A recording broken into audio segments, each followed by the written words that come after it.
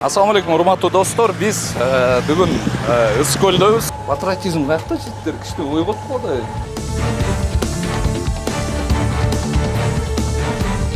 Рабочий холодильник.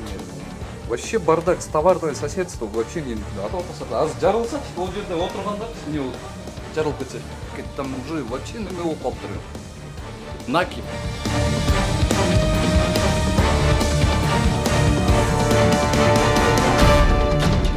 Баары келип туруп запечатывать этип кетет. Анан ошондон кийин аны жасайсыңар. Дөтө эле жасап болгон. Жерде карасаңыздар канча деген газ баллон турат буякта. 1, 2, 3, 4, 5, 6, 7. Караңызчы.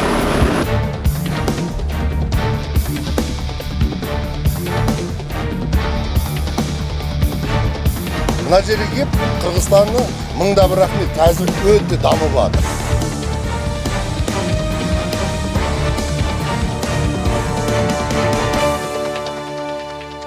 Не может быть ограничен доступ журналиста к информации, представляющей общественный интерес, затрагивающей права, свободы и законные интересы граждан. Статья 4. Закон Кыргызской Республики о защите профессиональной деятельности журналиста.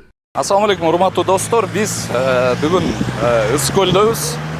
Өзүңүздөр билгендегидей сезон болуп атат. Жети областын бардыгынан ошол Бостериге келишет. Бостеринин азыр мындайдан ары көздөй кетсек, жанагы колесо обозрения бүт бардыгы тең ушул жерде да. Анан мамлекет тарабынан ушинтип жол сонун болуп оңдолуп калыптыр.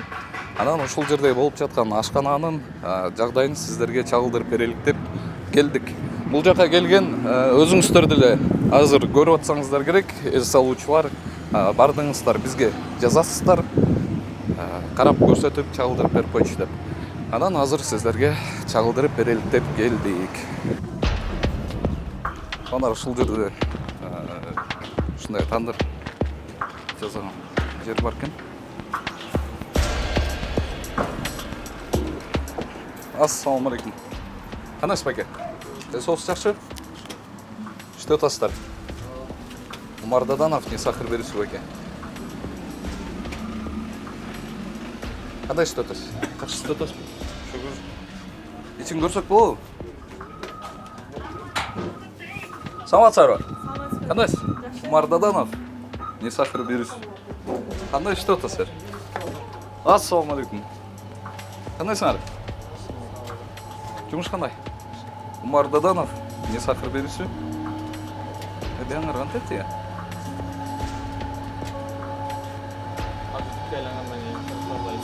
Сиз канчадасыз? 20. Сиз дагы жаш көрүнөсүз го такыр эле. Кана неме форма деген нерсе.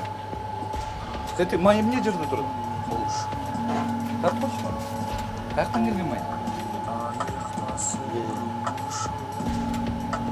Каяктан болса? А бияка атайын иштеп келиңерби? Кичине условия создавать этип туруп коюшпайбы, я? Ким биякта шеф? Азыр үйрөнмөдөбүз, жактыбыз. Я. Жактыбыз. Кимдики вообще бул жер? Шефтин сырттары. Рабочий болсоңуз ошол тазалап иштеңиздер. Рабочий мен эле кечке эле. Бул жерде бир сыйра тазалап силер суранбайсыңарбы, я? Элге тамак жасап берип атпайсыңарбы силер? Нан жасап берип атасыңар да. Нанды алып барганда деген жууп жебейт да. Мунучу. Туурабы? Мейли алма болсо бир жөн, арбуз болсо бир жөн, жер жемиш болсочу, муну барып алып барып туруп эле жейт да. Силер ооруларга деген себепкер болуп калып атпайсыңарбы, жигиттер? Бул деле күнөө болот. Кичине сураңгыла да, бул жерде ремонт кылып бер деп акча таап атасың деп. Сен суруп саласыңбы деди. Ошол эле да. Е. Ол жер сарай экен го, сарай. Кичине элди ойлойлук да. Патриотизм каякта жеттер, кичине ой болуп калды. Келгенен койсоңор акча деле табылат да, мындай болмок беле, мындай карасыңар бул жерде. Кебетесин вообще болбойт бул жерде деген силер жазап берген. Карагылачы, тамеки да ача кеткенсиңер. Туруп. Ким чегет тамекин? Барыңар эле. Бияк каяка Бостери кайсыл эмне каяка кирчү эле? Бияктан ат кеткен. Биз Бостеридебиз азырчы. Оны тартып койчу bunu. Карачы bunu. Бери көрсөтсүң. Кандай экен bunun акыбалы. Bunun жууп албайт белең. Я. Я мешокту жаап койгон, жөн эле мешокту.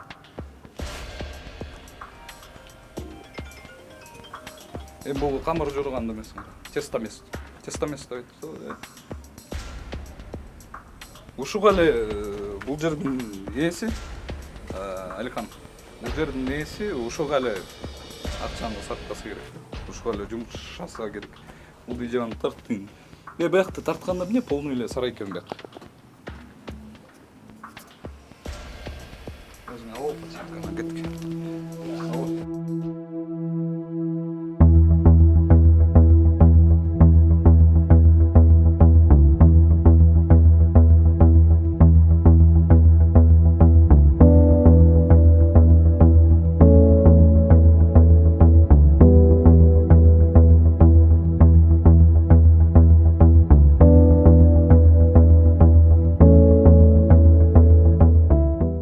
Достор, бул көчө Ылдыйды көздөй бараткан. Анан ар көздөй жана Золотой Пискеге бараткан көчөдө ошонун жанындагы ушундай бир тандыр эме баягы нан жасаган жай экен да. Ондар ушул көлдүн санапидем станциясы кайсыл жакта карап атат я. Мындай элдин ден соолугун ойлойлу.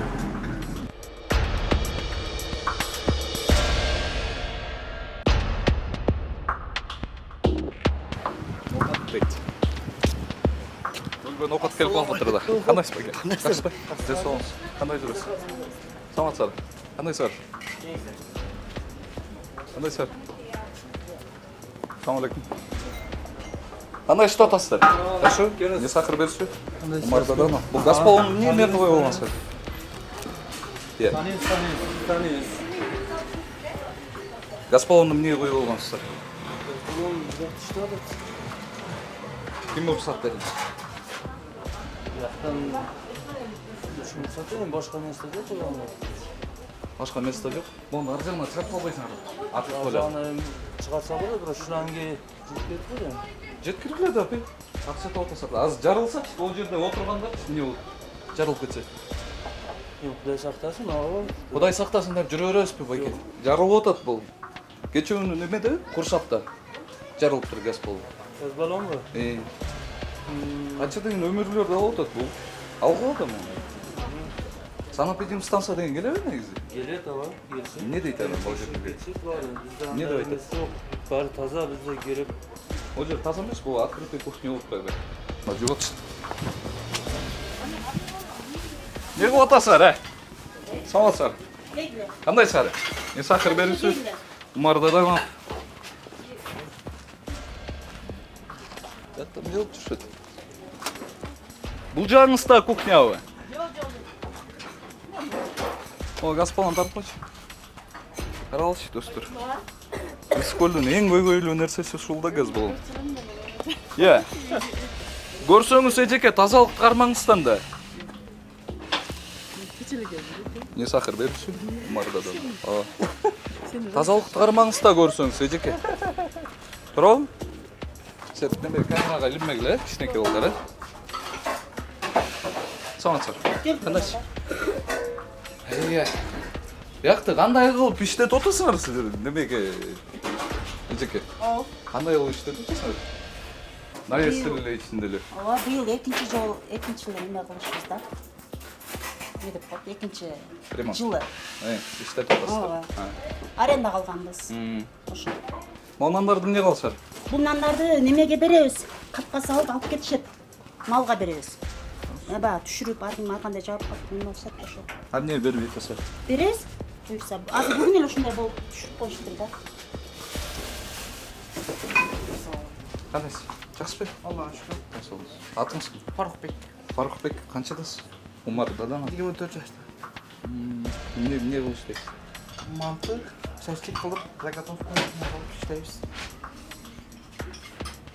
Бул жериңиз. Буну азыр жизнеп атпайсыздарбы? Негизинде Заготовка ооба. кылып да. Негизинде ушул жерде тамак жасаган болбойт бул жерде биздин мыйзам боюнча. Силер жизнеп атпайсыңарбы? Мунун кажети жок. Жиңем Буякта мен. бул жерде даже кухня кылган болбойт эжеке. Бул наместин эле алды болуп атпайбы кадимкидей эле? ооба эме да эми биз арендаға алып быйыл гана кичинен нерсеге жетиштик да, жетише алдык. Салганчалык ушул нерсеге. Салып туруп анан иштетиңиз. Эми арендаға алып атпайбыз. Жок, аны түшүнүп атам, арендаға алып атасы элдин ден соолугучу эжеке. Элдин соогуна эми тазалыкты кармап иштеген аракет кылып. Микроб бактерия деген нерсе бар, туурабы? Канча деген сборлор болуп атат эжеке. Кичинекей балдар ооруп канча деген акча чогултуп атабыз. Биз өзүбүз ошол ноокаттан келип иштейбиз да. Анан ошол ал жактан бери келип иштесеңер, бул жер сонуңго зыңкыйтып салбабы? Мен жана сборлорду айтып атпаймынбы эжеке? Кичинекей балдар жылдан жылга кандай болуп барып атат. Анан ошол тамак иштен зависит этет. Бүт баарда биринчи очередь. Жөнөкөй эле момундай жыгачтар менен жөн эле ушинтип мойка сыяктуу кылып жасап анан боло берет деп эле жүрө беребизби? Жок, биз кайра арендаға алганбыз, анан кайра бузуп кетишибиз керек да. Бул Эжеке момундай да. Быйыл Эгерде ооба. мен сизди түшүнүп атам, мисалычы быйыл иштеп алалык деп атасыңар. Анда мен деле ошонтип эле иштей бербейм анда. Момундайынан бир жерди участок алып туруп, навестен куруп туруп иштей бербейм. Ден соолукту ойлош керек да эжеке. Ошон үчүн бизде мыйзам бар. Илгери эле чыгарып коюшкан аны. Бул жерде кухня момундай болуш керек деп. Идиш жуй турган жери жай ушундай болуш керек деп. Ооба, быйыл буйрса акырындан эме Азыр мына жетишкенге аракет кылып атабыз. ноокаттан деле көрүүчүлөрүбүз көрөт да мунучу. Ооба. Бул жер бирдеке жылгыла эже. Болбойт бу.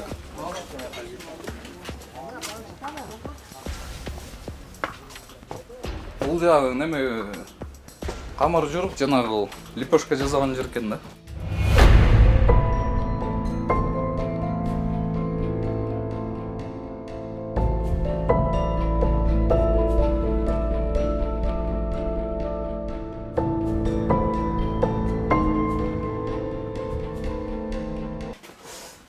Etdi biz özümüz soyup alabız alарды. Карабайсың? Ооба, кече союп келдик буну. Жок, кече сойдуңар туурабы? Ооба. Бүгүн сойлгон жок да. Карап, Кече холодильник иштебейт турбайбы? Демек иштейтин. Ушинтип эле салып коюңар. Жок, үй келет да, калай деmek. Сан норма деген нерсе бар да байке. Сан норма. Ошону сакташ керек да. Карагылачы бут кийим, сут кийим, эмне балянымар бар экен. Өзүңөргө, Жок, эми бул мишалке камыр жууп. өзүңөргө тамак жасасаңар, анда жасап жей бергиле. Каалашыңарча, любой жактанчы. Анан элге жасап берип аткандан кийин бекер берген жоксуздар да. Сиздер акчага берип атасыздар, туурабы? Ооба. Ишкерликти алып баргандан кийин момундай мыйзамдуу түрдө алып баргыла да. Сан норманы аткары. Жок, бизде эми аякта 2 күндө бир эме кылабыз, тозаланып, эме күндө эле Бул желелерчи бул турган, өмүргө алган эмес бул жер, 2 күндө бир дейсиз. аяк кара албай коюп тура. Эми моя. Мен көрүп аткан нерсемди айтып атам да, оюман чыгарган жокмун. Андай кылбаңыз да, элдин ден соолугу кымбат турат да байке. Тура. Да еще туристтер чакырып коебуз көлгө, Чесик көлгө, келгиле деп. Алар эгерде ушуну көрчү болсо кантип келет жака тамактанган. Ой. Валейкум ассалам. Где у вас кухня? Сейчас.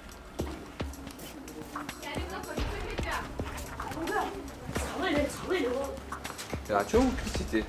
А? О чем кричите? Ничего я говорю. Умар Даданов, проект «Не сахар». Здрасте. Как у вас дела? Что у вас за кухня здесь, Чуркап жүрүп, бирдеке деп жүрүп.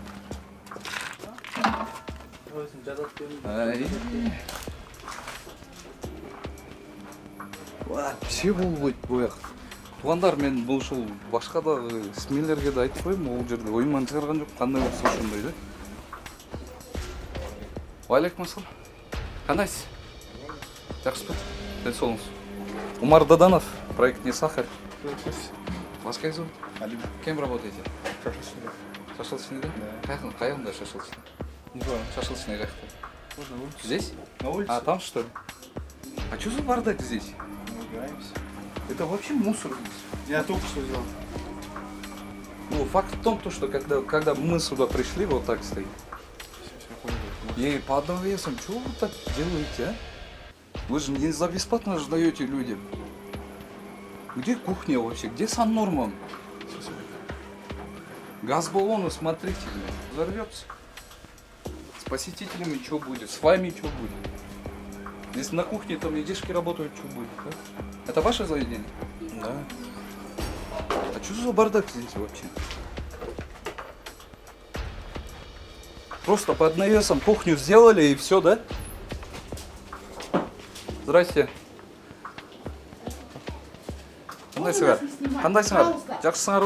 Вы же здесь работаете.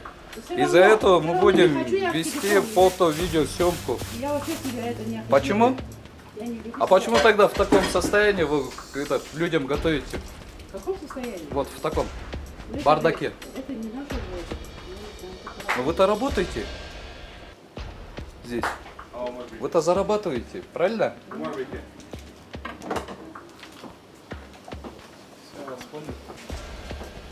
Как вас понял?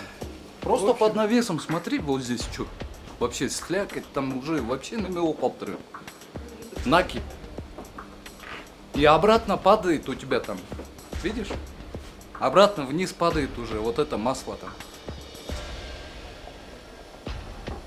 Наоборот, чтоб нежели постыдиться, ты мне говоришь, Умар Беки. Типа, все уже, успокойся, да? Нет, я вас понял. Не, вы же людей травите, правильно? Вот в таком состоянии вы людей травите, понимаешь?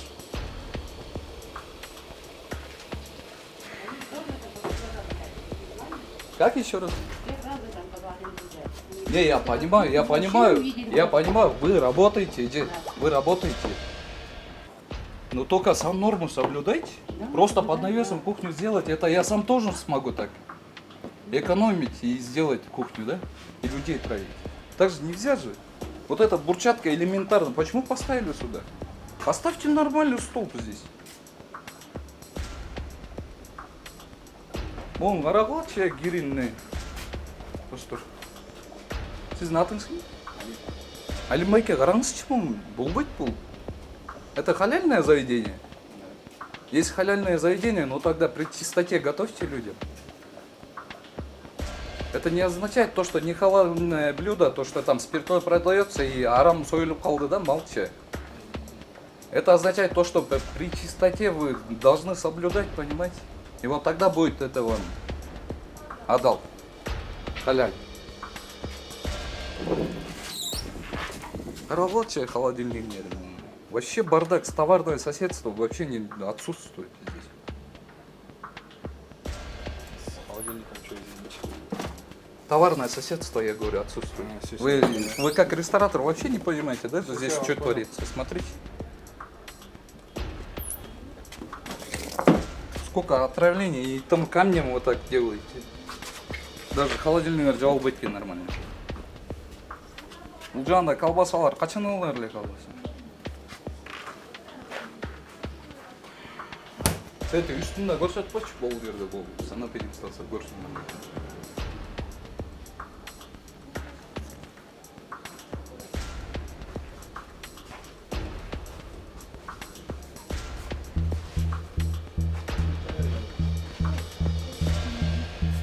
А здесь у вас что? А там спите, да, получается, здесь, да? Шулда жерде. А то жаман көзүңөр менен наротосуңар мени. Я по сон нормам говорю, вообще. Болбойт там мындай. И еще сюда на Иссык-Куль мы туристов зовем. А если они увидят вот такой бардак, например, с Англии кто-то приедет сюда специально, да? И покушает, и увидит, что будет. А если газбаллон взорвется?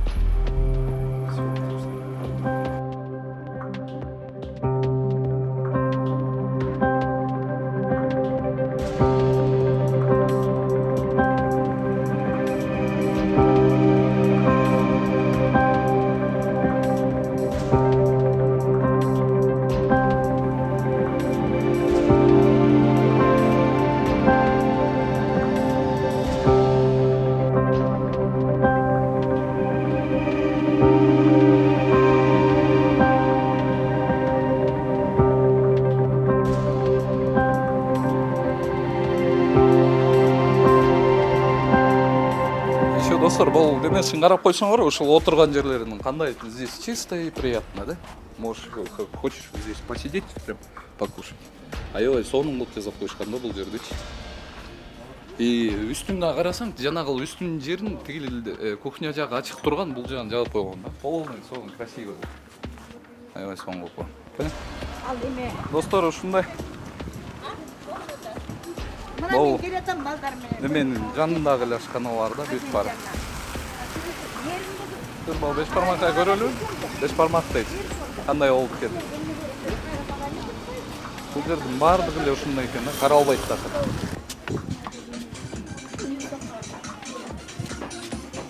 Саматсар. Саматсар. Кандайсыз? Умар Даданов, проект «Не сахар». Как вы дела? Эмне качасыздар, Келиңиздер. Кандайсыздар? Кайсы болуңуз? Жакшы, жакшы Сиз келиңиз. ким болосуз? Мен биякта иштейм. Ким болуп иштейсиз? Сиңдиси болуп иштейм. Сиздики биякта, ачык эле айттыңыз да, биздики деп эле. Келиңиз. Бүт жердин баары ушундай го. Эмнеге ушундай да жасайсыңар? Келиңиз.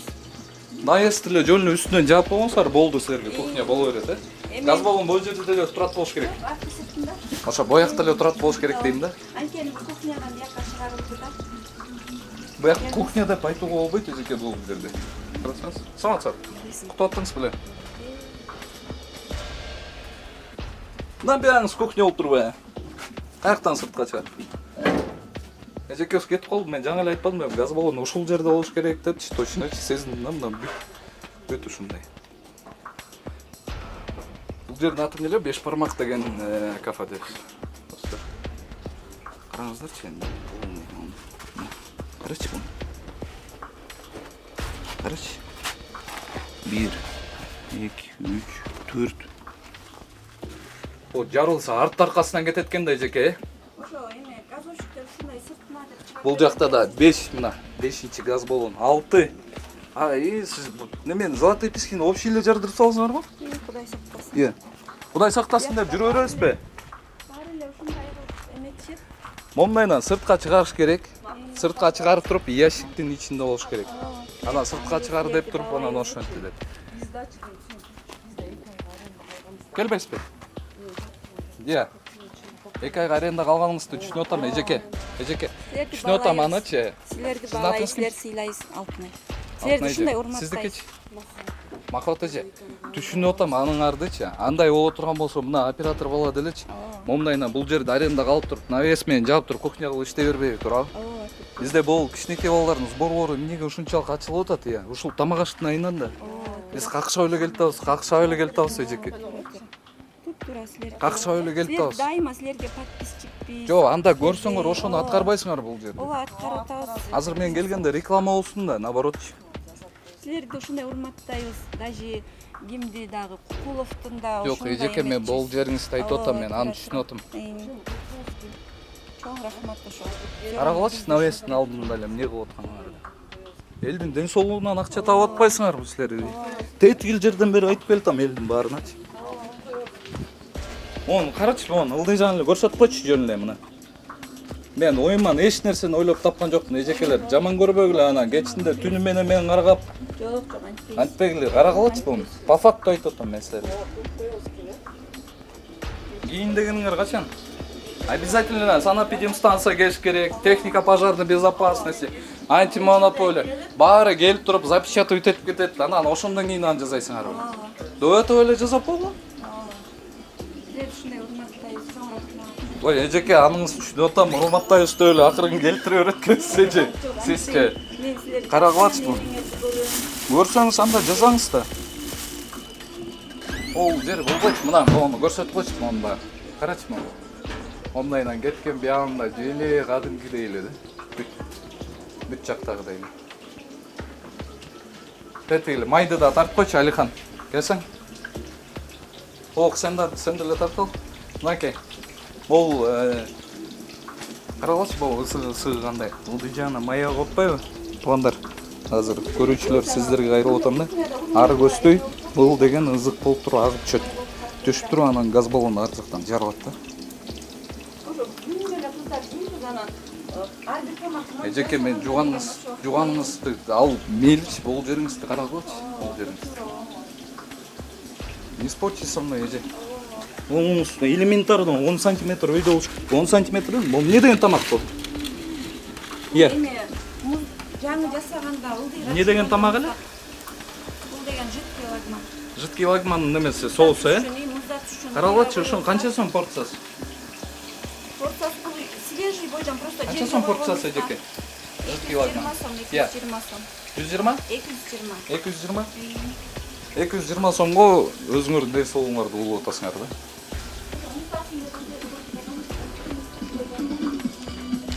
Бияна өтсөң? Биягы деле ошол экен да, патологиядан бери карасаң. Өтө сонун, э? Мындай отуруңар келет, мындай, э? Сонун жакшы жазылган. Ичин көрөсүздөр, көрсөтөйүн. Кардар катары эми мындай чисто для интереса можете посмотреть? Пойдемте. Покажу. Бул жагынан сонун вентиляторлордон бери, э? Кечирсиз.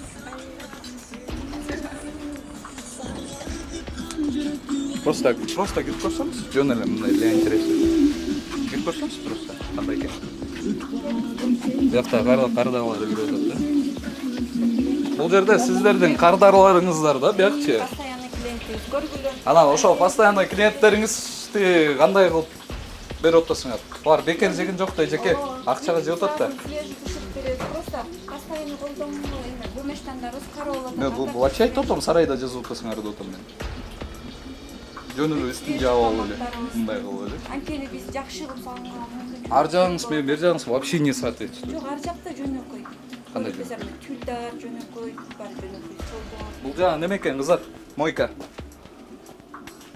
Жана таза тамак этишек алып барып берип атпайбы тамактычы? Ушул жерден алып барып берет да сиздерге. Тигине тарелкаларды бүтүп карап алат, свеж, эме 200 лирадан жуулат. Көргүлө. Ай, эжеке. Бул жич. Жаңы чыгарам го, э? Саламатсыздар. Кандайсыздар? Не сахар берүүсү? Омардадан ат. Ден соолугуңуз. Кухняга көрсөк болобу? Көріңіз. Кандай акыбалда жазып атасыңар? Жаңы ачылдыңыздарбы? Ол кофе сонун экен, э? Кандайсыздар? Деп туруп эле бул жагын көңүл бурбой Я там коебуз. посудомойкада. Посудомойка таза болуш керек да, Байков. Залыз кішкене болғандықтан кішкене шынай. Каралычы? Основной кухняның ішінде жасалады. Якысты черная посуда. Сиздин атыңыз? Алтын. Алтын баке. Сахар долбоорунда канча жылдан бери иштеп Көріп эле жүрөм. көрсөңүз билесиздер. Биринчи очередь ушул биринчи очередь ушул идишаяктан башталат. Продуктудан эмес идишаяктан. Кайсыл жерде таза барып аткан. Кардар алдын. Ошон үчүн мен ошол неме кылдык да, открытая кухня кылдыкчы. Эл көрсүн депчи. Эл көрсүн деп кичине ачык болсун деп. Аны түшүнүп атам. Основной таякта жасалат да эмнечи. Жок, мен бул жерде айтып атам. Алып киребиз да биз посудан барып. Бул жериңиздерди айтып атам мен. Аны натирка деп бул жер заготовка экен. Тартсаң немени? Алда пиястар ушул жерде ачып. Неме аз турбайбы, э? Помещение аз экен да. Бул жериңиз сонун экен. Бул жерди жакшы кылгансыз, э? Өзүңөр деле баа берип кетиңизчи. Жакшы экен да, сонун болуп турсуздар. Эртең мойканы бирде Ооба, көрөбүз. бирдеме кылабыз аяк. Качан? Бүгүн эртең. Мойканы. болгон условия жасаганга аракет кылганыбыз ушул болду да. Ада эми башка жери болсо 100% сонун болуш үчүн ошо мойканы да кылып коюңуздарчы. Аракет кылабыз. Жарайт. Мойканы да кылып коюңуздарчы. Бирок башка жагын баа берип О, сонун. Жакшы экен. Жакшы экен, ачылып. калайдын жери бүт таза. Мындай кафени көргөн жокмун мен. Тетяктан бери келдим. Мен бана деген кафеге келдім, молодец. Обслуживание жақсы. Ол кейбір кафелерде кіретсің, вообще ноль. Біз дамуымыз керек. Қазақ қырғыз бір туған. Біз сол ақшаға Турцияға барсақ та Турцияда обслуживание өте жақсы. Қазір енді дамып жатыр. Мен мана соны айтайын деген ғой, мана сіздерге. Мынаған қырдық өте жақсы. Мен ризамын. Атыңыз кім? Атым Ербол болады. Қазақстаннан келгем, мен де блогермін, мен де бірталай нәрсені түсіремін. Бірақ мен именно біреудің не то заттарын түсіремін. Ол қазақ болсын, ұйғыр болсын, басқа ұлт болсын. Бірақ мына жерге келіп, Қырғызстанны мыңда бір рахмет, қазір өте дамып жатыр. Қазір гостиницаға кіресің, әттеуі. Мына таможнядан бастап қазір жол жасалып па, біз мына келген жақтан келдік. Мына келгеннен қазір түпқа дейін жол отлично. Боз үйлер тігілген. кірсең ассаламалейкум, таможнийдің өзі ассаламалейкум. Иә, бұрын осыдан 20 жыл бұрын келгенде, ман қағазақ келсең келдің, келмесең келмедің деген сияқты. Қазір жақсы, Аллаға шүкір. Иә, қазір рахмет. Добро пожаловать. Иә, президенттеріңе мыңда бір рахмет. Иә, жақсы, қазір бәрі обслуживание өте жақсы. Бірақ арасында болады, оны сендер тексергендерің дұрыс. Клиенттер келіп атқаннан кейін, туризм дамып атқаннан кейін, туризм қазір бізде нефті, ақша түсіп атқаннан кейін сендерге керек дейді. Мынайда бізде бұлар біле ақша албайды. Бұлар шындықты айтады. Шындықты айтады. Молодец. Ол каждый минусты айтқан блогерлар өте мықты. Ол потому что біз ешкім айта алмаймыз. Осылар арқылы қазақта бір жақсы сөз бар. Мың түзелмей, басқа түзелмейді. Айту керек. Сол кезде біз түзелеміз. Орыстарды айтады. Иә, мен айтпадым, міне, келсем қалпақты қазақта. Ол қалпақты сыйлаған. Мыңда бір рахмет. Қырғыздарың өте қалпақ күнге дейін бар. А бізде қазақта қалпақ күн жоқ қой. Сіздерде бар қалпақ күн. Сол үшін мен всегда қырғыздың қалпағын тастамаймын. Қырғыз қазақ бір туған. Аман болыңыздар. Келіп тұрыңыздар. Өте рахмет. Қош келіңіз. Жақсы сау кетіңіз. Рахмет.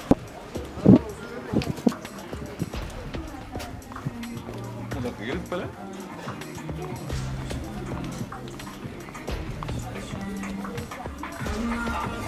Здрасте. Здрасте. Не сахар берешь ему Мардадана? Знаем про... Хорошо? Как у вас дела? Здрасте. Как у вас дела? Проект «Не сахар» Умар Даданов. Как работаете? Альхамдулилля дейді. Алихан. Альхамдулилля, жақсы істеп отырсыз дейді. Бірақ қарасаң мына кухня. А здесь у вас этот склад, да? Ну да, там посуда всякие. А вы как, без предупреждения заходите, да? Конечно. Почему в таких обстоятельствах готовите людям? Каких? Вот в таких. Хороших? Это хорошее? Это мы стараемся, убираемся. Только что на клуб вы пришли. Везде газ-баллон у вас, видите? Раз, два. Сколько тут? 3, 4, 5, да? 5 есть, да? Нет, газбаллон. А если взорвется газбаллон? Байке, сизби был жерде? Нет, немен айтам, газбаллонды айтам, жарылып кетсе. Құдай сақтасын деп жүре береспеймін Байке. Әрекет қылышуыз керек-ті. Әрекет қылышуыз керек-ті. Жана смелерді чечор, кечөліні құршапта бір газбаллон жарылып тұр да. Кафеде. Мамамда бар. Былтыр болса біз барғанда 19-ға чайлық, 18 жаштағы қыз бой, 17 жаштағы қыз қаза болып қалған. Шонда. Если бұл жерде жарылсачы, бұл жерде істеп жүргендердің өміріне кім жауапкершілікке алады таке? Biz, как старшие. Алып шығыңыз да ешке. Ешке алып шығып қойыңыз. Просто удвиничный, да? О, полный ешке алып шығып, ящиктің ішіне қойып жашына қайып. Қаралач бұл майаларды. Қаралач. Май чачырайды деп қазан басына. Чачырайым? Үйіңізде де осындай шешіледі? Мен үйімөн деген тамақ жасап біреуге сатпаймын да бекен. Ну да. Мен өзім үйімөн өзім қалағандай жасаймын. Чачыратамын, не қыламын, көшеде жасаймын ба, өзіме жасасам. Сіз ақшаға беріп отырсыз елге. Бізде гигиена салу. Елге ақша беріп отырсыз, ақшаға сатып отырсыз тұр, бекер берген жоқсыз. Ошоға жараша мен айтып отырмын. Бұл майды айтып отырмын. Неге мен бұл майды айтып? Май ар көстөй чачырайды бұл жерге. Көрдіңдер ме? Тети газбаллон трубалар қандай май? Ар ылды жағын тартсаң тет газбаллон түйін. Ошол ысык майлар тамганда бул жергечи ысык майлар. Ана жарылат соответственно. Нет, айтасыз, конечно. Полуңарды каралачы, здесь вообще нельзя вот так готовить. Полный үстүн тартсаң, Алихан, там тоже смотри, какой накип. И там масло образовалось и обратно сюда падает, жерге, кайра. Смотри. Это халяльное заведение? Да. Халяльное заведение ал жана мал сойгон эмес байке билесиз бе? Мисалы мал сойгонда арам союлду деп айтат, анда халал адал болбой калат деп турабы. Здесь спиртное продаете? Нет. Не продаете, спиртное сатылат жерде ошондой болуп бөлүнөт. И при чистоте байке билесиз да. При чистоте, если здесь грязно было, элементарно эле адал болбой калат тамактарыңыз. Сразу эле туурабы? Сөзүңүз туура. Анан бир жерде жазабаңыздар да. Карагылачы бул. Көрдүңүз беле сиз? Biz arendаны Я понимаю, аренда. Я понимаю, аренда. Бьют падлы, говорят, аренда. Если под навесом вот так кухню строить, ну, вообще так же нельзя же. У нас сам норме есть по закону. Это что чай говорит? Закон защиты прав потребителей. На следующий год это он говорит перестраивать. Все надо делать вот здесь. Вот так нельзя готовить. И техника пожарной безопасности у вас вообще отсутствует. Там на проводах смотрите, какой этот накипь. А если там сгорит, потом еще газ баллон, вообще бар тарқасынан кетеді оның барды. Түсіндім мен. Рахмат. Атыңыз кім? Тұрсын. Тұрсынбай жазаңыз бұл жерде. Болбайды. Кухнясын қарашы бұл жерде. Қандай екен? Немесін, мойкасын. Вообще вот так нельзя готовить.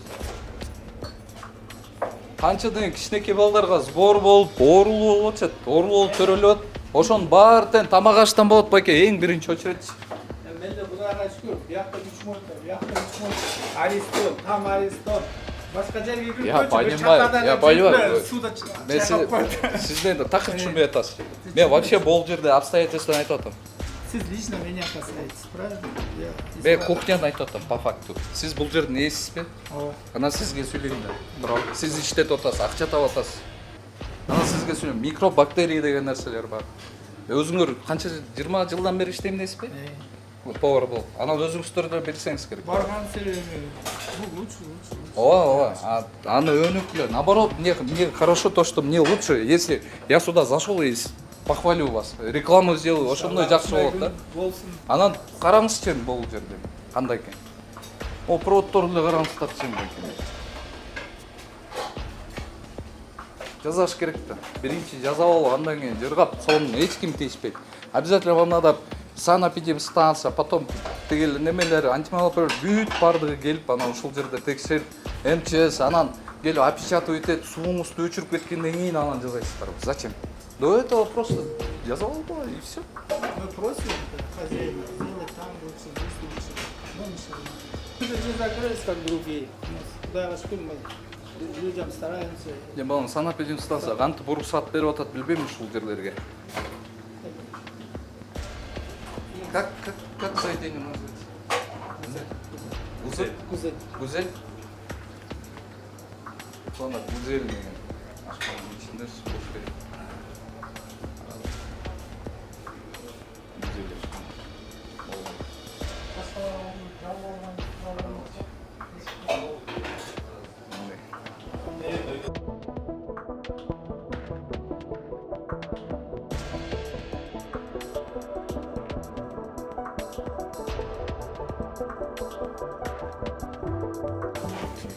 Тұрар, өзіңді ойлаған жоқ. Қиналып жаман ушинтип айта берипчи.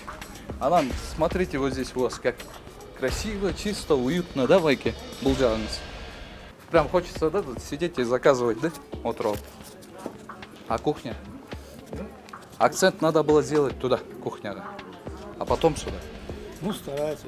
Бияңырды красивый кылып болсуңар и все. Элдер кире берсе болду да, акча тапсаңар эле болду. Тугандар, Золотые Пескидеги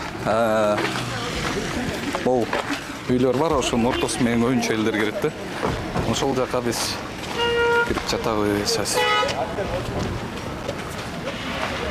Assalamu alaikum. Кандайсыз? Жакшысызбы?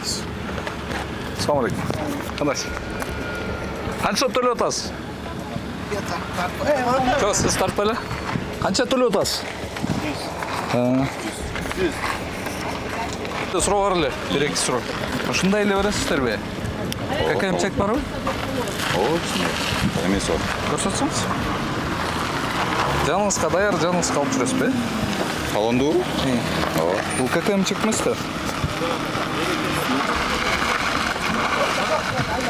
да? Датасын мен турулы анан дата выезд. Цена 200 сом сутки дейт. Сутканыкыдан? ККМ жок. Жокпу ККМ? ККМ кандай болуп атат?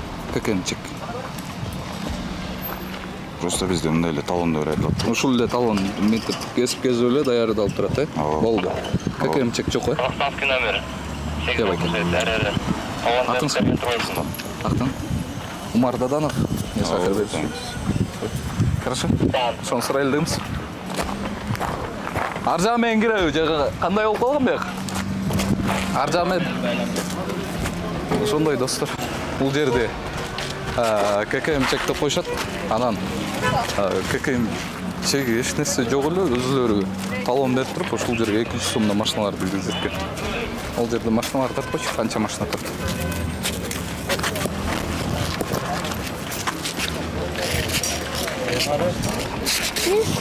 Достор, ошонча машинанын акчалары кайсыл жака чөт? Мен бул жерде частный кылып алып алды дейли. Бияка акчасын частный кылып алып алды дейли ошол жерде. Ана ошонча машиналардан элестетпи, ар бирөөнүн 200 сомдон келгенде бул золотые пескиге, ошол парковкасына. Мамлекетке бир дагы салык төлөнбөсө кандай болуп калат? Бул жерде айыл өкмөтү караш керек эле да. Ар бирөөнө ККМ чек берип, эгерде салык төлөп атса, эгерде чынында мамлекет тарабынан ошондой 200 сомдон болсо. Ушул жерге да баягы эле туристтер, баягы эле Кыргызстандын Жете областынан келишет. Азыр мындайынан басканда бул жер деген ушинтип сонун кылып жасалып алып коюшкан. Монсу жакшы сон. Аябай кос, жакшы кылып жасап коюшкан да. Ушуга ылайык мыйзамдуу эле иштешеби? Сиздерге чагылдырып берели. Жерде Мустафа деген кафе бар экен. 3 этаждуу экен. Элестетиңиз? 3 этаждуу экен. Анас, жакшысызбы? Чемпион из Казахстана встречает. Откуда в кухню заходят? Откуда в кухню заходят? Уважаемые дамы и господа. Знаете?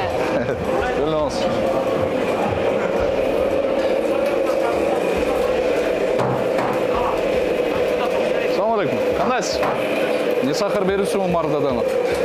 Каядан киресиз кухняга? Кирбейсиз? Неге? Кайсыл жагынан чат? Кухняга кирбейсиз дейт го.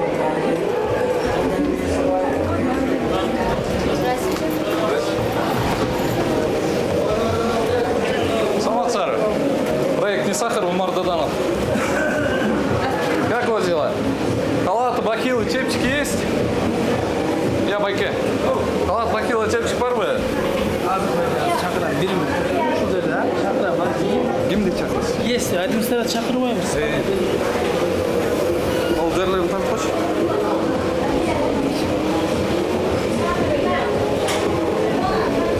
Сиз кирбейсиз кухняга дейт.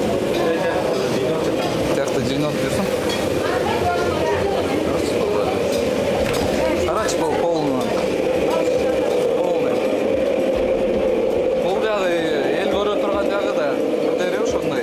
Анан газ баллон баягы эле доступ. Бул жакты тартып кой. Баягы эле газ баллон. Неге ушунчалык мындайдан ушунчалык кир кылып жасашат деген. Оларда көрсөтсүң жак. Берчи.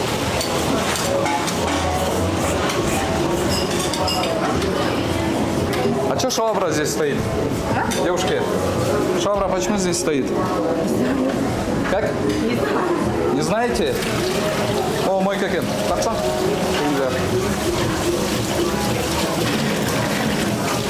Значит, жүрөк айнап просто.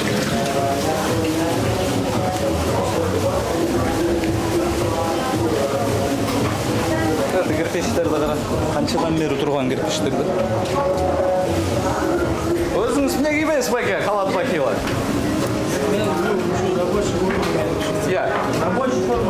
Рабочая форма? Жок.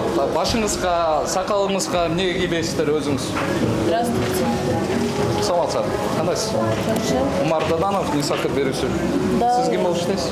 Я администратор заведения. Администратор. Почему в таких условиях готовите люди? Что не так? А что не так? Как вы видите вообще свои кухни? Ну, конечно, не все в порядке. А почему вы спрашиваете тогда, что не так? Ну, вот так. Жөнөлө мен сынай бересиңер, эмне дейт болуп келди. Почему там газ баллон стоит? Тигил жакта. Почему здесь у вас кирпич? Там этим түптөр эмнеге уборка кылбайсыңар? Ну, убираем. Техника пожарной безопасности тигил жагыңыз ачык. мусорка моншалык толбош керек. Каралгычы. Бияқта таза иш-аяктарыңыз турат. Вы знаете Сан-Норму, да? Или нет? Будем стараться. Бұл жағыңызда еттер чабат келсіздер сразу эле. Мындай бир помещениеде болгон болбойт да, кухняда общий бир помещениеде болгон эжеке. Карачы. Не болуп кеткен. Бердек тартсаң мына, карачы. Карачы.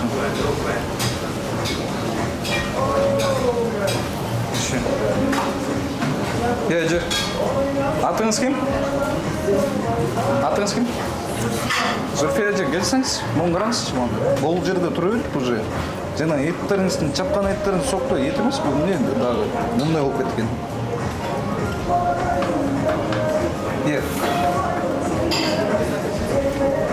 Караңызчы. Уже бул эзилип кетти. Это аянмачы. Почему так делаете? Вы за бесплатно даете, правильно, людям? Да, конечно. Из-за этого надо соблюдать норму полностью. Да. И я еще говорю то, что 10 сантиметров от земли надо быть, от пола, да? 10 сантиметров. Сызырды как-то мамы вот с этих. Из санаторной станции приходят? Да. Видите, что говорит? Проверяют, ну, И все? это в эти дни Уходят? у нас так. Нет, не уходят, конечно. Какие дни в эти дни? Ну, были неделю назад. Конечно, они нам сделали замечание, что где-то, но в неделю назад у нас было чисто. Акт не в- составили? Просто сделали замечание и все, да? Нет, составили акт. Составили акт? А штраф сколько? Не знаю, у меня муж оплачивал, его сейчас нет. Он Вы же говорите то, что они сделали замечание и все. Бұл жағынан уже сыртқа шығып тұрып түп түзіле керек екен. Санап едім санса үйретмей болдым ғой қандай қылыш керек екенін. Бұл жағында да мусор тұр. Мусордың ішінде не екен? Фен тұрады. Бұл фенді не қылдыңыздар ле? Кухняның ішінде фенді не қылып тұрады? Фен. Ну, это выкинули, видимо. Сюда, в кухню мусорку? Нет, фен, мы шашлыки, это самое, в уголь сжигаем, поэтому он, видимо, сгорел. И Шашлыкка урсат алдыңыздар біле? Чтоб там готовить шашлык. Тігіл кухня. можете пройти. Все, алдыңыздар біле урсат. Қырғызша түсінесіздер? По чуть-чуть, да. По чуть-чуть. Разрешение брали на шашлыки? Нет. Нет? И у вас вот эти вот швабры здесь стоят. Я не говорю то, что вообще у вас грязно, я так не говорю. Нормально, вот здесь кафель, да, я согласен. Просто норму соблюдайте и все, чистоту соблюдайте. Почему у вас мусорка вот так стоит? Уберите вообще, сразу же уберите, скажите, чтобы убрали мусор. Девочки. Уберден, да, там акция вперед пускай. Прямо викенд. Так, пельмени, манта, пюре. Это у вас готовые, да? Да. Делают пересмер, да? Микроволновку и сразу туда. А, туда, мантоварку, да? А почему стрейч-пленкой не прикрыли? Видимо, сейчас только, наверное, положили. Нет, это холодная. Вот холодная. Стрейч-пленкой надо прикрывать. Маркировку надо делать. Обезьянды интернет. Газ баллон уберите вообще. Если взорвется, не гласно. У вас там клиенты сидят. Здесь работают вот такие ветерские, там эти парни работают, молодые. Это взорвется, айттай поддавали, берегун жарлак ушу газ баллондар. Вон олдый жантар полный бар. Байкелер жантамер тазалар. Композитные заказали вот недавно, должны привезти. Хотя бы 10 сантиметров от пола должно быть. Я же говорю всегда. Мой контакточек, мойка, мне покрыл көңіл ұрышпайды, я шunu таң аламын да.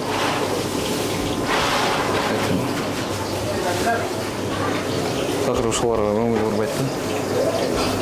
Мен үстінде әзірлікті тартып қойсаң, молынан душын жоғата албайдым ушул әзірлікті. Почему химикаты так храните? Әзірлікті. Не қыласаң? Каждый вечер они моют там. Это же вечером же. Пускайте вечером и вытаскивают. Вот здесь, смотрите, у вас котлеты стоят. Здесь рыба. Азилеттеген сіздер біліш үшін туғандар. Бұл деген тетік маттарын барын кетіреді. Елестетіңіздер, сіздің организмге ешіңізге кірген тамақ ішпенен мұшы. Анан кішінеке балаңыз ке болса не болады?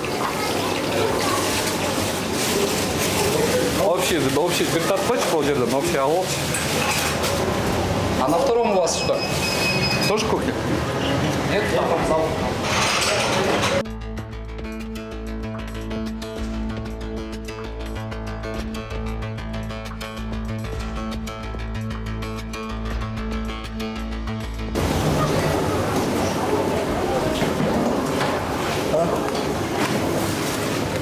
Тамек жейсіңдер? А мне тамек тұрып бұяқта бөйке? Е. Олар.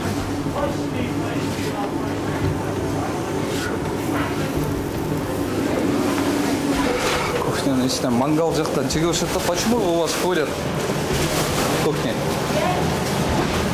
Ну, конечно, сделаем замечание. Хозяйка же здесь, да? Казахлы же. Давайте пройдем. Шашпай сүртті олысыңарған. Мол жерде. Алихан, баяқты да тартылықшы мол. Почему? Наоборот, кухняның ішіне кіріп шыққанда бұтың кір болып қалды ғой. А здесь чисто уютно, да, у вас? Да. Нет, здесь вообще чисто уютно. Хочется так и посидеть, покушать. Покушайте. Вообще акцент делаете вообще на зал. Эльды кинуть. Я вам говорю, акцент делаете на зал, чтобы люди к вам приходили. Правильно? Я говорю, акцент делаете на зал. Зал у нас уютный сон. Чисто. Прям так и хочется здесь посидеть, покушать. А там не убирайтесь. Будем стараться теперь. Жазайсыз, да? Все хорошо. Деме, бейджики дайте девчонкам, официантам всем. Достар, шындай. Оның атым нелі? Мустафа деген кафе екен. Жаңа эле кирейин десем, сиз кирбейсиз деп ошентип атпайбы. Мен жаман көрөт окшойт деги байке. Мени көрүп атса керек. Комментарийге жаза кетиңиз. Бул жерде Ават деген бар экен. Даватка окшош экен, Саламатсызбы.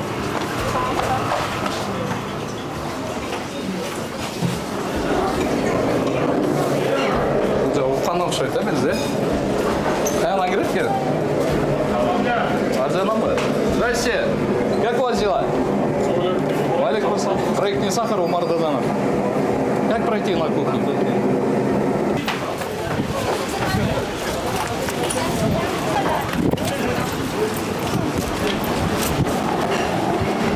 Что вы делаете, а?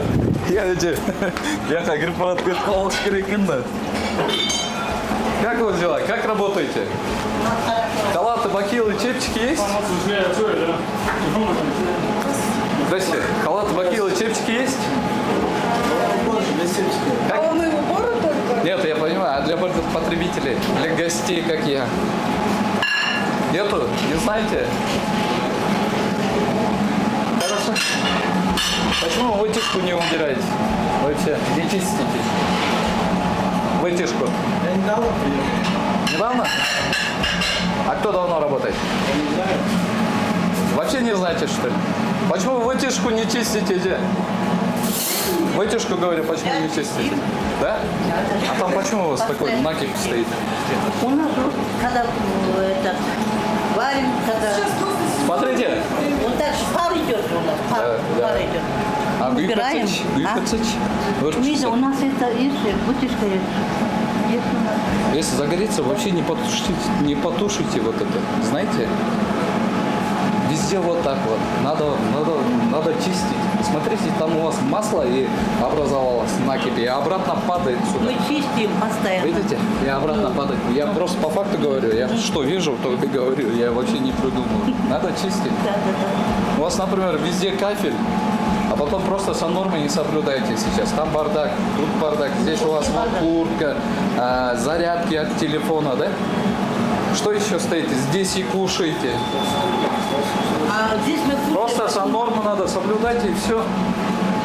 Вот и хорошо работайте себя. Когда я приду в следующий раз, наоборот, вам реклама будет. Это же хорошо же, правильно? Мне и вам, и народу. Достар, Ават деген кафеге жаңа эле кирип чыкты. Сыртын көрсөтсөң? Аваттын. Бишкектен Ават бар го, ошого окшош экен, Достар, бул жерде Айхан деген кафе бар экен. Бул операторыбыздын артындай да. Алихан. Таба. Кто-нибудь подойдите сюда. Здравствуйте. Как у вас дела? Администратор можно? Здравствуйте. Вы? Почему без бейджика? Умар Даданов, проектный сахар. Умар Даданов, проектный сахар. Палата бакилы, чипчики есть? Можно зайти в кухню посмотреть? В каких условиях вы готовите бургер, да? Салам алейкум. Салам сара. Проектный сахар, Умар Даданов. Как у вас дела? Как работаете? Все хорошо? Хорошо. О май гад, отпочку, это символно. Мой бруш, что? Жанатан бери жүрөм, достор. Уже kaç saat oldu? Saat kaçından beri syomka kılıp жүрөбүз? Erta menki 8-9'dan beri syomka kılıp жүрөбүz, достор. Аябай чарчап калдым. Олардын баарынын эми биздин көрүүчүлөр өзүлөрү деле түшүнөт да. Алдагы могу тряпкасы турат, жанында кирпич, ылдый жагы уже суу болуп тетигил буручу көгөрүп бараттыр да.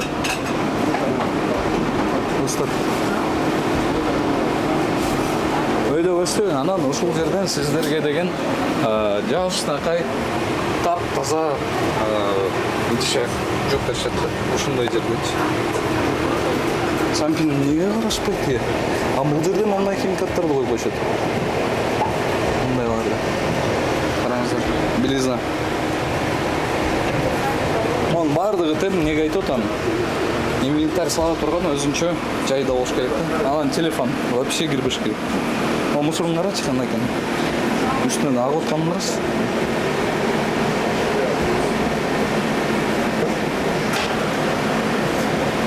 Жүрөң айланат. А почему вы делаете акцент на зал, а не на кухню? Просмотра чуть-чуть у нас, да? Нет, вообще я говорю. У вас там уютно, хорошо, там можно посидеть. А почему сюда не делаете? Здесь же вы готовите же. Здесь готовите.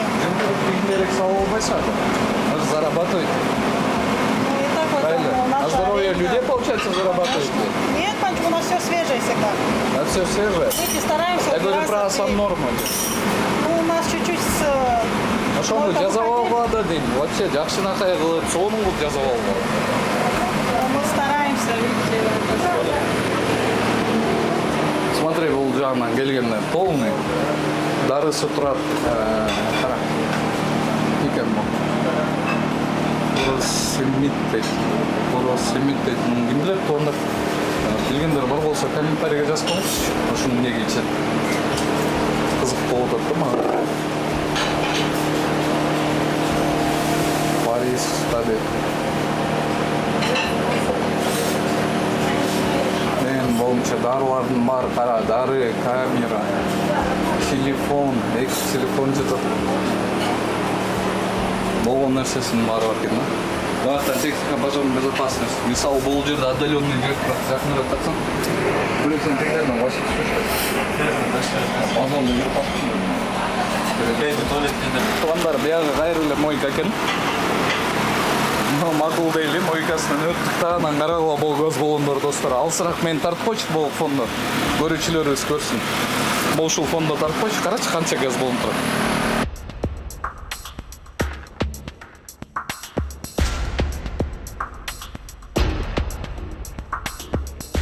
Қарасаңыздар қанша деген газ болын тұрады бұяқта. 1, 2, 3, 4, 5, 6, 7. Қараңызшы. МЧС мен қарауытты скөлдегі. Шул жерге біреу, мысалы, суға түшкенде келет болуш керек. Ошол санап едім станциядан, ошол МЧС өкіл өкүлдөрүнөн, госоргандын өкүлдөрүнөн ушул жерден эле тамак жеп кетишет. Анан ушуну бир оз айтып койсо эле чыгарып болот да достор. А зато канча деген өмүрдү алып калып атат. Тартсаң.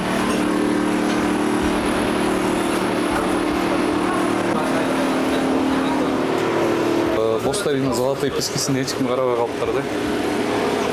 Анан айтабыз жанагы эле туристтерди чакырабыз.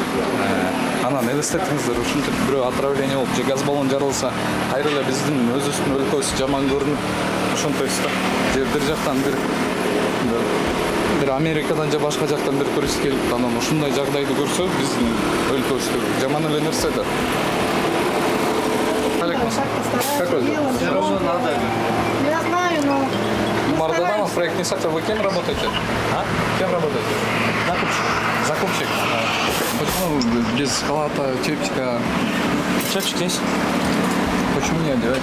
Почему вообще мне не даете? Халата, бахилы, чепчики. Мы не предусмотрели. А для потребителей? Ну, я сюда вообще не захожу сейчас. А если потребитель захочет сюда зайти? Вы должны предоставить халаты, бахилы, чепчики. Газбаллоны почему в таких количествах и в таком состоянии там стоят?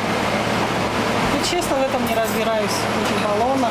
Если взорвется, вы будете отвечать за жизнь вот этих бежишек или, Ну, в каком или состоянии? потребителей? Просто они вроде стоят, не пахнут, не воняют, вроде все нормально. Пойдемте, я вам покажу. Пойдемте. Gelin сидите. Атыңыз ким? Я.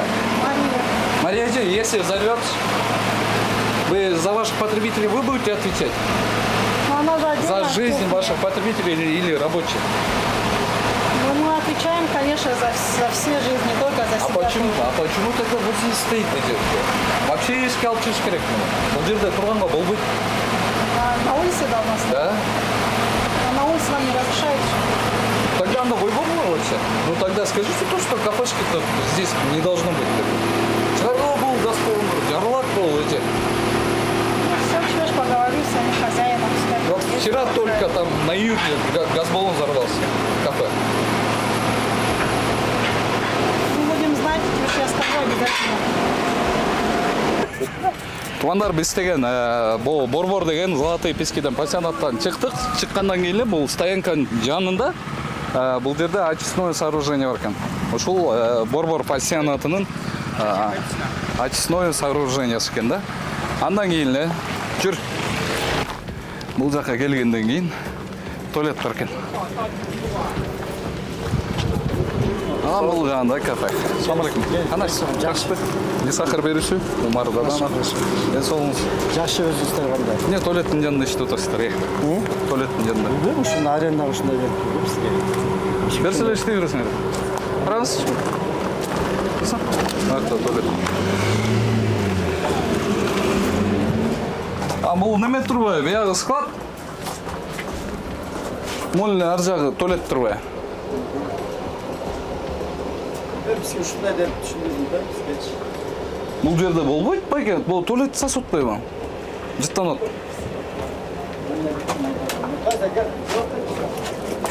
Каралы склад кылып алган. Кандайсыздар? Жакшысыздарбы? Сиз ким болсуз? Не сахар берүүчү Умар Даданов. Туалеттин жанында эмне иштеп атасыздар? Кафе деген? Иә. Андай кылганыңыз менен эмнеге андай кыласыңар? Туалеттин жанында. Элге тамак аш сатасыңар? Жок, бияқта мен жанына турчумун. Жөн элеби? Саламатсыздарбы? Кандайсыздар? Не сахар берүүчү Умар Даданов. Ден соңуңуз. Кухняңызбы? Ооба. Ушундай кылып эле баары эле навес кылып эле анан кухня кылып алышат экен да. Жанында сөйледі.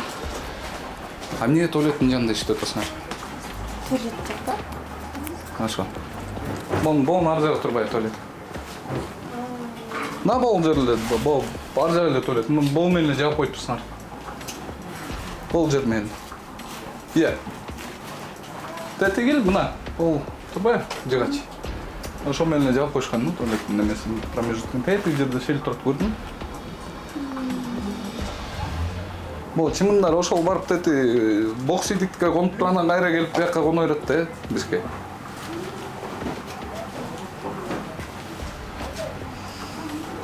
ар жагы очистное сооружение экен. Бияк недавно эле ачылды, бирок бияктан жаркен билбейм. Бул жерде ачылганга жазаган болбойт. Сиздикиби бул жагы? Жок. Эмне сиз? Жумушчусу, администраторбу? Ким шеф? Бишкек кеткен болчу. Мондай жерде жазаган болбойт. Эжеке. Кафе кылган болбойт, айтып коңуз. Калтырышып менен келгенде. Молду. Бул жак эмне экен? Бул жак шашлычный бул жак, э? Я. Кече көчүп келебиз. Биз ашыкка порядокко келебиз. Кече көрдүк. Не, жыттанып атат я. Жыттанып атабы силерге? Монун ар жагы жыттанып. Бул жакта эме айтканда Очистное сооружение жыттанып атат. Силер бул жерге деген неме кылганга болбойт. Силерге бул жерге.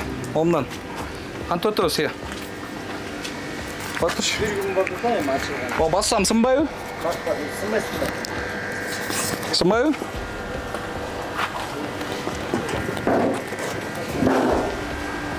Ол жер турбайбы очистное сооружение? Вот раз, он сын калбасын. Алайлы. Опа. На. Бол мусор жыттанып атат да. Кара. Тигине очистное сооружениеси. Достор, азыр сиздерге көрсөтөйүн. Тигил жакта чыгып атат тигине. Көрдүңбү канализациясы? Очист. Неме суу тазаланып аткан көрүп атат? Көрүнөбү? Туугандар. Мына бул жердин баары ошондой экен. Туугандар, азыр камераны өзүм кармап бардым. Окей.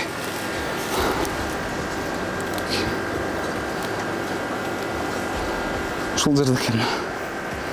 Очистное сооружение. Анан бул жер болсо мусор. Полный мусор. Достор, караба подгузниктен бери жатат. Ошол Борбордун ушул Золотые пескиге бостерин айлып өтүп кантип келе албайт атат.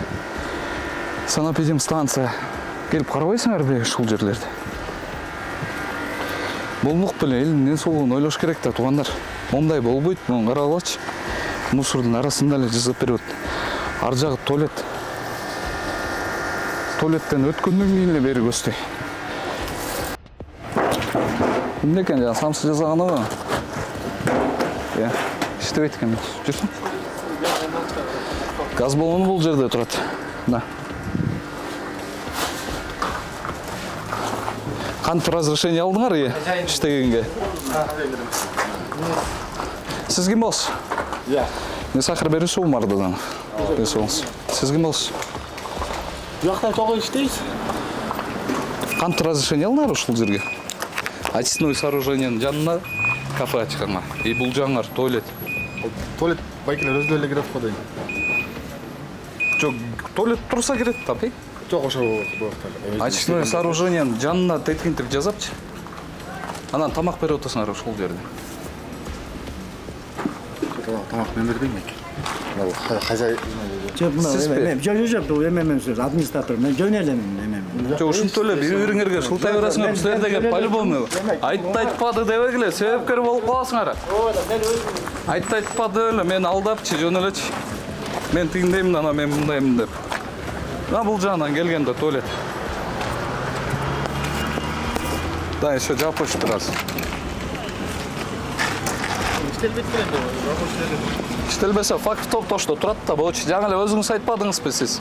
Өзүлөрү эле кирет деп. Сиз ким болосуз бул жерде? Мен сен эмеле иштейм. Бул жактачы? Эчтик, салмым жок. Жөн эле келип эле просто шансы жейин деп. Жана эмне отвечать этип атасыңар буларга? Негизи айтам. Куандар. Ошондой. О, надпись турабы? Качанга чейин туалеттин жанында ушинтип тамак жеп жүрө беребиз.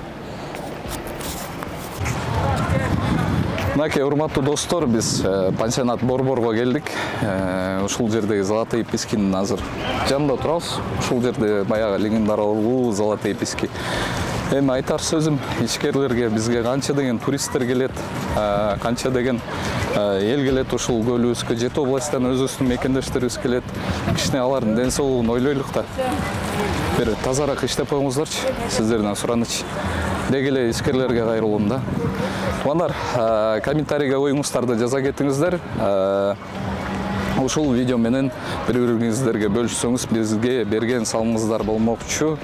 Сиздер менен Умар Даданов, не сахар берисү.